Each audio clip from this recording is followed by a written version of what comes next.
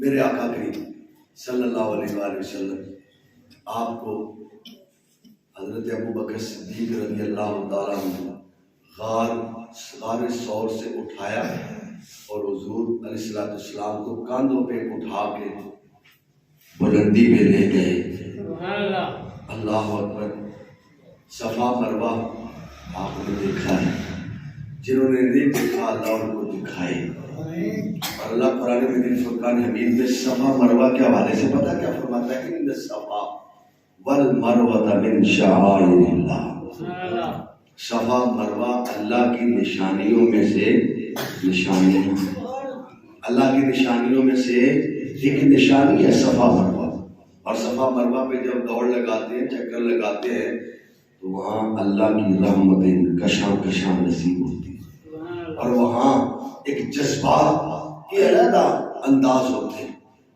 تو میں نے یہ کہا کہ اگر صفا مروہ پہ حضرت حاجرہ دوڑے تو اللہ اس کو اپنی نشانیاں کہتا ہے، اور جس کا سینہ رسول پاک صلی اللہ علیہ وسلم کے قدموں کو چومتا رہا، اس سینہ کا کیا مقام ہوگا، اس ابو بکر کا سینہ کیا بنا ہوگا.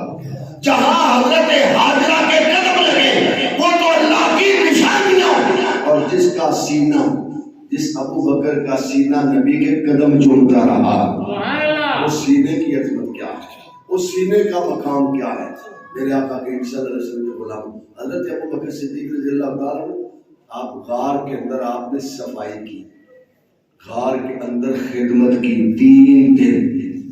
کتنے دن؟ 3 دن. حضرت ابو بکر صدیق رضی اللہ تعالیٰ کا دامن تھا اور حضور کا سر انور تھا، اور بار کبوتری نے انڈے دے دی. اب ذرا توجہ چاہوں گا، ایک نے خدمت کی غار کے باہر اور ایک نے خدمت کی غار کے غار کے اندر. توجہ چاہوں گا، اللہ کی کتنی عظیم حکمتیں ہیں. حضرت ابو بکر غار کے اندر خدمت کر رہے ہیں، کبوتری غار کے باہر خدمت کر رہی ہے. اب مکے میں جائیں تب بھی، مدینے میں جائیں تب بھی آپ کبوتروں کو سرعام دیکھیں گے. نہ تو کبوتروں کا کوئی شکار کرتا ہے، نہ کبوتروں کو کوئی تکلیف دیتا ہے، بلکہ کبوتروں کی خدمت کی جاتی ہے. تو میں نے عالم تخیل میں سوال کیا کہ یہ کبوتروں کو اتنا مرتبہ، اتنا مقام، اتنی عزت، تو جواب آیا انہوں نے میرے نبی کی خدمت کی ہے، انہوں نے میرے نبی کی خدمت کی ہے. میں نے یہ کہا، تخیل کی دنیا میں سوال کیا کہ کبوتر مکے میں بھی، بیت اللہ سے باہر، حرم سے باہر، شہر میں اور مدینہ منورہ میں مسجد نبوی سے باہر ہے، یہ وجہ کیا ہے؟ میں نے سوال کیا تو جواب آیا کہ جنہوں نے غار کے باہر خدمت کی تھی وہ روزے کے باہر ہے، اور جنہوں نے غار میں خدمت کی تھی وہ روزے کے اندر ہے. میرے آقا کریم صلی اللہ علیہ وسلم نے اتنی شانوں کا مالک بنا دیا اپنے غلاموں کو، اتنی شانیں عطا فرمائی ہیں، اتنی عظمتیں عطا فرمائی ہیں کہ جس کا کوئی بیان کرنا آسان بات نہیں ہے.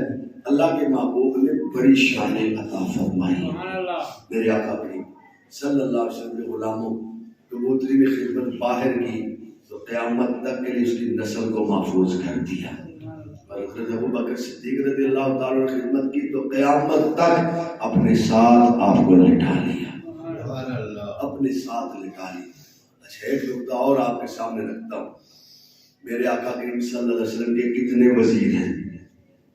بولے 2-3 بندے بولے ہیں، باقی بھی بولے ہیں. 4 وزیر ہیں. کتنے وزیر ہیں حضور کے؟ 2 آسمانوں پہ اور 2 زمین پہ. جو وزیر آسمانوں پہ ان کے نام ہے جبریل و میکائیل، اور جو اس دنیا میں وزیر زمین پہ ان کا نام ہے ابو بکر و عمر. ابو بکر و عمر رضی اللہ تعالی عنہما. توجہ چاہوں گا، کائنات میں کوئی ایسا بندہ ہے جو یہ کہہ دے کہ حضور کے جو آسمان کے وزیر ہیں وہ معاذ اللہ نعوذ باللہ مر گئے؟ کہہ سکتے ہیں؟ جبریل بھی ہیں، میکائیل بھی ہیں، دونوں وزیر زندہ ہیں۔ پتہ چلا جن کا بادشاہ زندہ ہو ان کا وزیر بھی زندہ ہو، اور جو وزیر زندہ ہو ان کا بادشاہ بھی زندہ ہو۔ آپ نے جب سے ہوش سنبھالی کبھی ایسا ہوا ہے بادشاہ نہ رہا ہو اور وزیر رہے ہوں؟ جب بادشاہت ختم ہوتی ہے تو بادشاہ کے وزیر بھی ختم ہو جاتے ہیں، رخصت ہو جاتے ہیں۔ بادشاہ نہیں آتا ہے، وزیر بھی نہیں آ جاتے۔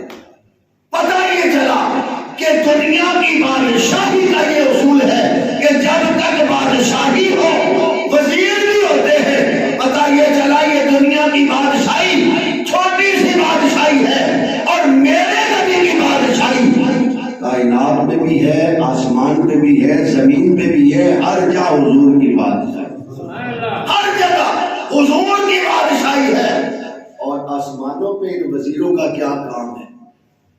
اللہ بتانا چاہتا ہے میرے نبی کی شان ہے، میرا محبوب آسمانوں پہ آئے تو آسمانوں کے وزیر میرے نبی کو پروٹوکول دیں، زمین پر رہے تو میرے نبی کے وزیر ابو بکر و عمر میرے نبی کو پروٹوکول دیں۔